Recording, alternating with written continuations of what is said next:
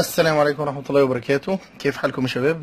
مش هطول عليكم. كنا اتكلمنا في الفيديو السابق عن طريقة لاختبار حالة الهارد بتاع جهازنا، وعرفنا ازاي نحدد ان في مشكلة في الهارد ولا الهارد بتاعنا تمام. النهارده بإذن المولى بنكمل تتبع الأجزاء اللي بتسبب لنا مشاكل كتيرة ومتنوعة. مشاكل زي ايه؟ العميل بيجي لك يقول لك الويندوز بيجيب شاشة زرقاء كل فترة، او الجهاز بيهنج، او الجهاز بيدي رسائل اخطاء كل شوية، او كل فترة باجي اشغل الجهاز الاقي صفارة متقطعة، او صاحبنا بقى اللي رزقه واسع اللي يقول لك كل ما احاول اعمل سيت اب للويندوز الجهاز يجيب لي رسائل اخطاء متنوعه، رغم اني غيرت الاسطوانه وعملت سيت اب من فلاش وغيرت الهارد ديسك وكل ده وبرضه مش بعرف اسطب ويندوز. كده يبقى مفيش غير طريقه واحده لتحديد المشكله دي. قبل ما نقولها يا ريت لايك وشير واشترك في القناه وفعل الجرس عشان الفيديوهات الجديده توصلك باذن الله. بينا نشوف على بركه الله، يلا بينا.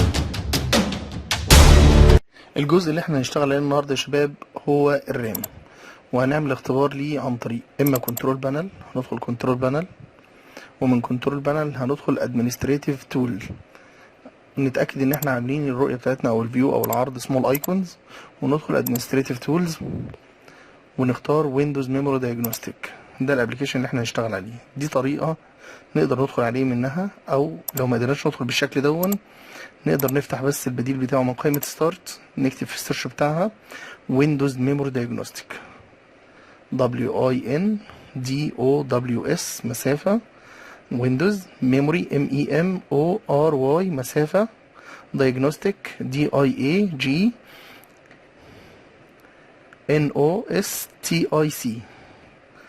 هنفتح الابلكيشن اهو، هنفتح احنا ران از ادمنستريتور، هنشغله ايه؟ ران از ادمنستريتور. ما ننساش بيدينا اختيارين. الاختيار الاولاني بيقول لي ان انا اعمل ريستارت ناو اند تشيك فور بروبلم، يعني اعمل ريستارت دلوقتي حالا وادخل على الابلكيشن، ولا اتشيك بعد ما تعمل اول ريستارت. طبعا احنا هنعمل فين؟ هنختار الاختيار الاولاني ان نعمل ريستارت حالا. يلا بينا نشوف، يلا بينا.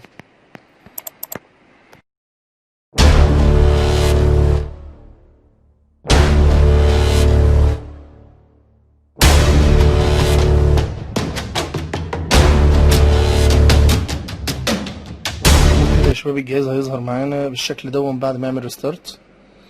احنا كده دخلنا على ابلكيشن ويندوز ميموري دايجنوستيك تول. هو دلوقتي بيعمل تشيك. احنا كل اللي يهمنا في التشيك دون الستاتس اللي مكتوب فيها دلوقتي ايه؟ no problem have been detected yet. يبقى احنا طالما مكتوب لنا no problems كده احنا في الامان. ويهمنا ان فوق الشريط اللي ماشي دون يعد معانا لحد 100%، هو مكتوب فيه اهو overall test status. ده معناه ايه؟ معناه الفحص، اجمالي الفحص، لان هو ممكن يكون بيشيك على رامه، بيشيك على رامتين، بيشيك على ايه؟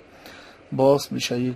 فاحنا كل اللي يهمنا في الايه، في الواجهه دي سطرين. السطر الاولاني اللي هو مكتوب فيه الستاتس الحاله دي، مكتوب تحتها نو بروبلمز، وهو ده اللي يهمنا، على اساس لا قدر الله ظهر بدل نو بروبلم داون يو هاف 1 بروبلم 2 بروبلمز هيقول لك ايه؟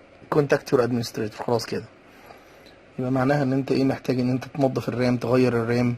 انما طول ما هي ظاهره لنا بنو بروبلم كده احنا في الامان. احنا بفضل الله خلصنا اختبار الرام اندر ويندوز. اقدر اقول لك ان انت لو مش عندك اوبريتنج سيستم ويندوز يعني في خاصيه ميموري دايجنوستيك، تقدر تختبر الرامات بتاعتك بتنزيل برنامج من الانترنت اسمه ميموري تيست. بيبقى عبارة عن ملف ايزو تقدر تحرقه على اسطوانة بوت، وتقدر تختبر الرامات بتاعتك اندر دوس. جزاكم الله خيرا. كده احنا خلصنا اختبار الرام.